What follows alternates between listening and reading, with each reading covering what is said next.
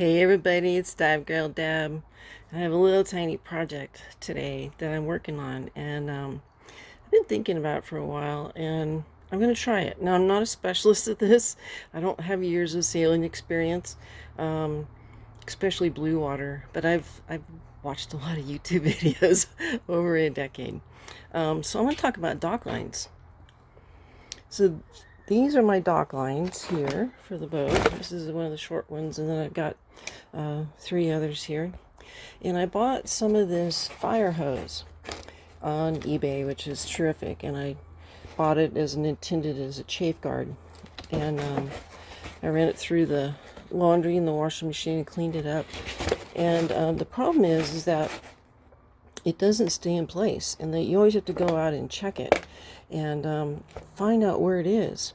So what I've done is I've added some Velcro little fasteners here with a zip tie, and I've got these done. I'm going to try them on my boat and see how they work out.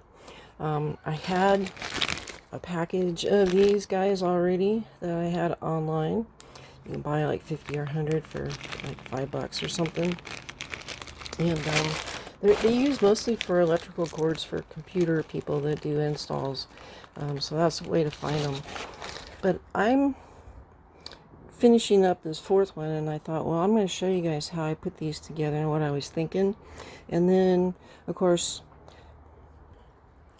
once my insurance company stops fighting me over my new IVIG treatment, I'll feel well enough to work on the boat, and we'll actually get her in the water. Wouldn't that be a great idea? We're working on it. Wait for that. Alright, so hopefully I'm going to let you see what I'm doing here. So I have a little soldering iron here, and what I'm doing is, so this has Velcro.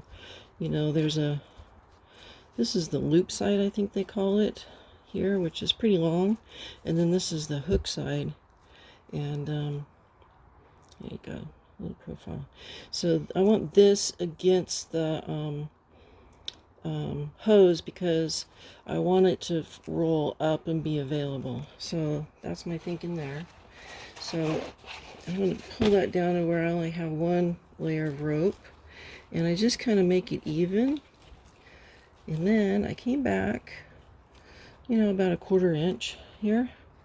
Now I'm pinching this together pretty tightly with my thumb and finger, and I'm gonna basically burn a hole right here. So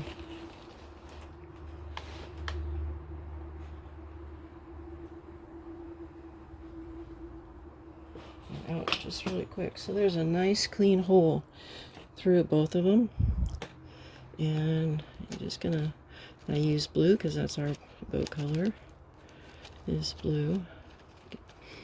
The thing about this is if these zip ties break and this works, it'd be really easy to replace this, right? And so then I want to kind of stow this down on the side. Try to make sure these are lined up nicely at the top there, so that looks thoughtful. And then cinch it down. Okay, and we can snip this off. Now, one of the problems here is that's really sharp. Now, you have actually a cutting edge, like a little mini knife. And see that cut on your finger? That can happen. So I'm going to take this, and I'm just going to melt that over, smooth it off. Now we don't have anything sharp, right? See? Okay. So when we go to do the second one, so this one's on the left side, right, for your port. So now we're going to put one on the starboard side over here. And my thinking is that if you have this tied off here and this is pulled tight, it would be nice to be able to have the line running in a diagonal through this casing. So I'm offsetting mine, so they're on opposite sides. So I will mount this one on this side. And remember, the hooky stuff goes down. And then I just make sure those are pretty even. Just because I think it looks nice when things are even and thoughtful, right? And And you could put a smaller nail in here if you want a smaller hole. And that's very hot, by the way. And then you can kind of see, I just estimate the distance down. I think if you're going to do these, do them all at the same time, the same sitting, and they'll look uniform. You do half now and half later. Maybe not so much.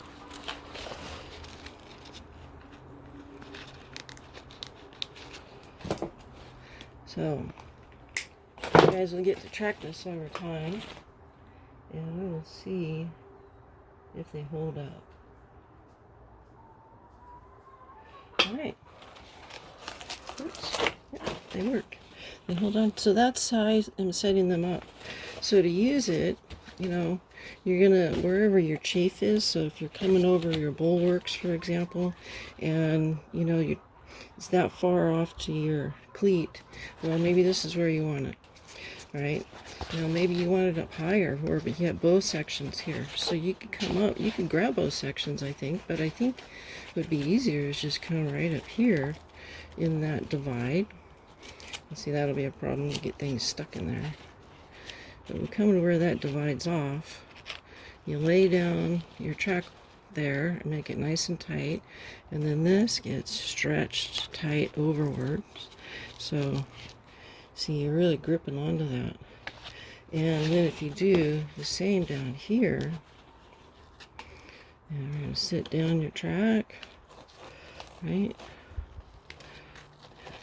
Put your hooks in it. Alright, so this should stay. I mean, that's pretty tight now. So it should hold it wherever I put it. And, you know, if one of them breaks, I'm thinking the other one will keep it in place until I can spot it.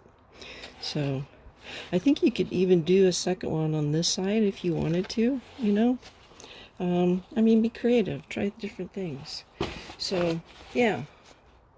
These little guys maybe will work. I don't know.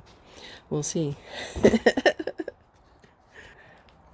But it's one of the things I'm doing is I'm tinkering. It's a little tiny thing I can do while I'm not feeling so well. And it gives me an opportunity to at least feel like I got something accomplished today. Other than playing with my kitty.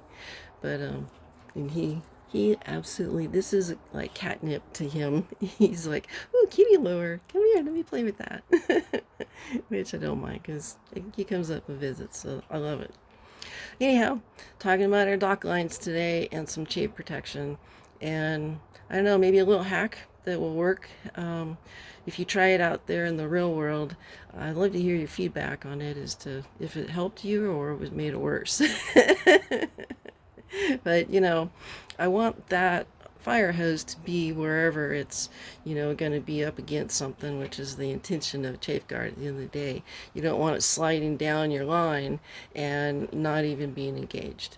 So I was trying to think of a way that I could do that, and it's pretty free because I had this stuff on hand already. So what have you guys used to keep yours in place? I'm curious. All right, I'm DiveGirl Deb. See you guys later. Bye-bye.